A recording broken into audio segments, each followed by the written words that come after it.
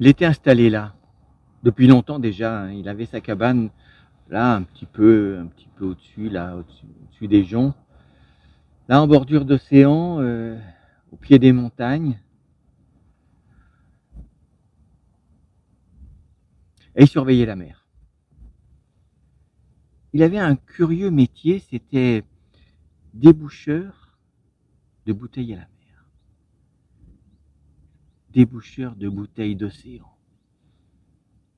Chaque jour, il venait là, son poste d'observation, que la mer soit calme ou démontée, il guettait le moindre signe de bouteille à la mer. Et quand par hasard il en apercevait une, il allait en mer, soit avec son canot, soit il attendait tranquillement qu'elle s'échoue là sur le rivage. Ensuite, il débouchait ses bouteilles à la mer, il regardait le message qu'il y avait à l'intérieur, et son autre mission commençait, délivrer le message à la bonne personne. Parfois c'était simple, le message était destiné à quelqu'un qui habitait là à proximité.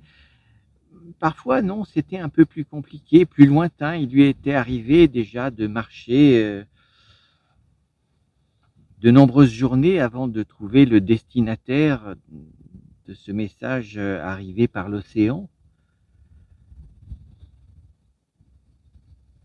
Parfois il partait sous le soleil brûlant, parfois, sous, les ondées, voire, la pluie battante. Et puis voilà qu'un jour, il a aperçu une bouteille, il a récoltée assez facilement. En revanche, lorsqu'il l'a eu débouchée, il n'y avait pas indiqué le destinataire. C'est la première fois que ça arrivait. Alors, il s'est renseigné, il est allé au village voisin, il est entré dans la pâtisserie, il a demandé là au pâtissier si par hasard il avait une idée de à qui ce message pouvait bien être adressé.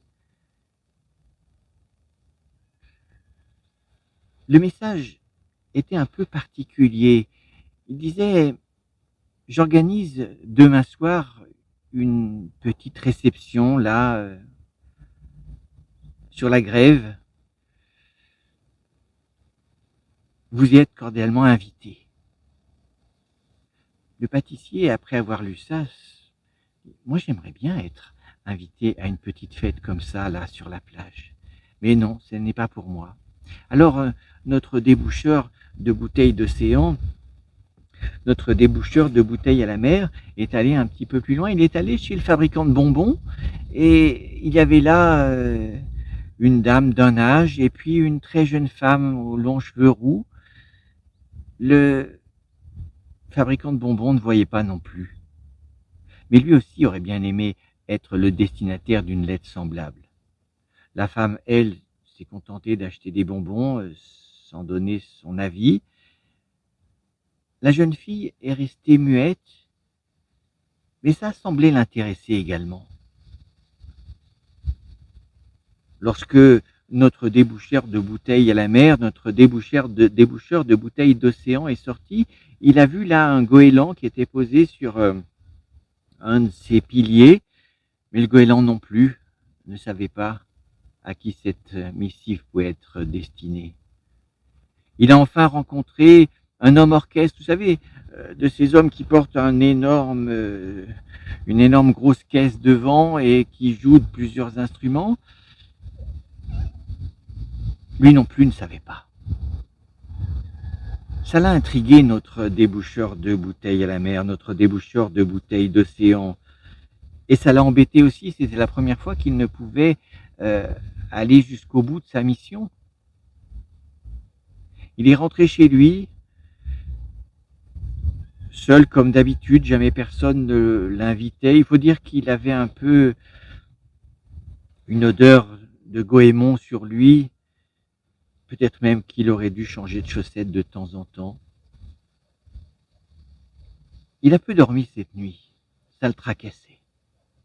Le lendemain, il a erré comme un pauvre sur la grève, Et puis le soir, il s'est dit, bah, après tout, je pourrais peut-être y aller voir, moi, à cette fête, là, sur la grève. Quand il est arrivé, il y avait dressé sur la plage des troncs apportés par la mer avec quelques cordes, des cordes de filets abandonnés par les pêcheurs en haute mer, sur lesquels on avait suspendu des étoiles de mer, des coquillages.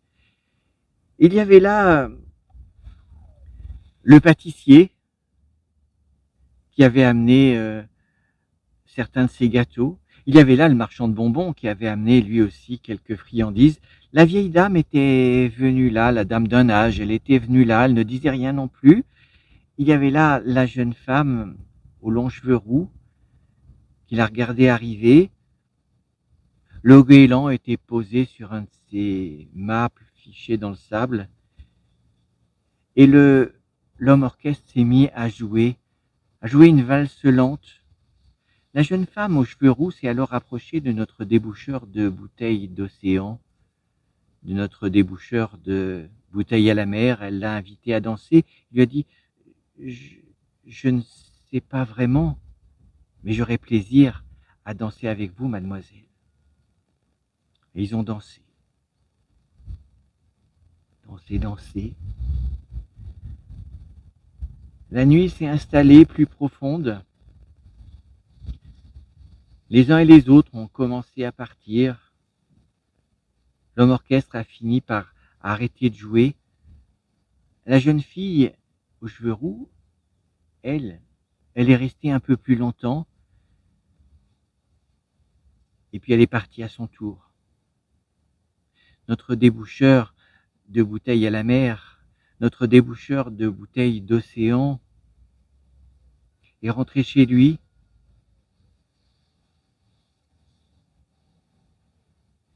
Il s'est couché.